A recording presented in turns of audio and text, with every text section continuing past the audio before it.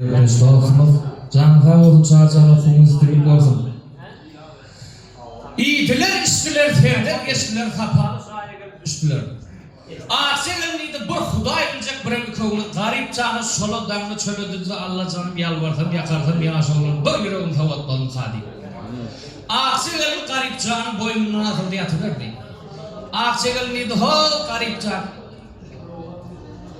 Ağaçın her şu yollardan yalvarıp yakarıp senem can çağırıp deyip beni öldüm, için alıp geldin mi sen? Ay köledim deyip garip canı yüzüne kaydı verdi.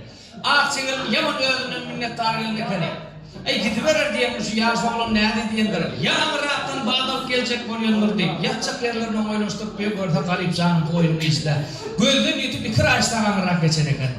O gidiverecek o. İyilinden yugurıp yetip yakadından çalıp tutup nire varayım. Nire varayım ahiri kakıl gurumu için bilip. İyilimi bir devir ağının kulletmeyelim. Hem meydana yatanda atlamada kayıldırar yani. Ferim can bilen aktı ve pan sinayni bayttım deyip alda oğuşap alıp kaydıver garip canı. Anha şol gerisinde yankı geliyediler terhovun yanına gelip garip can takka durdu. O da onu beni kovuk koyuverdi. Yine şöyle gelse benim senem yarım olmasa yar değildiydi garip can. Durum var ki dama gördük akçegelin yugurdu kaydı verdi. Gelip anha senem canı garibin geleni söyüncüledi. Garibin geleni esiden senem can yanağına kar basıp levlerine bal basıp gad yürüyüşlü kepter darayışlı iyisi sulardan üstüne tepiştirip yukadan yuka giyinip ısıletti kaydı verdi. Anha şol gerisine garip can bir anedeyim yankı senem canım bol gerisine adam anidel. Oy hal beyik nemesi neme. Ennan can hem mesela adım yokurdu doğduğunun balası akı doğduğunu jomtan geliyordu. Ay bunu varan garip can durubilecek yugurdu kaydı verdi bu da. Ya bir yere değmedi. Ya denmem miydi bir yana grupunda ağır düştü bir yana grupunda ağır düştü. Ya ıstağına ne kadar bir yere. Kayıtallarının harplarınlar bir yerin üstüne öpüşüp yatıyorlar, uçuşup yatıyorlar, karın yaklarının kovalının tarihi kendine demrem hatta yaklar. Kara suyarda akçegerin feredi papa oldu yolda da yalvardım aydanım etmeden ha. Garip can bir ferette gördün ama akçegerin boynu olur papa oldu. Gel şunu açar oğlunun elini boğunu oraya. Şunun boğunu sağ bilen alıbın benim kanlıyor. Akçegerin önünde. Sözlü tamam kurbanım olayım canım aldı cellat gönderim seni. Tam sana verin derden öğrenim alayım. Bana derim. Aldı canım cellat gönderim senin bir de aşkırımız gözüydü. Gör bak bu emri diye kayıtlar sana.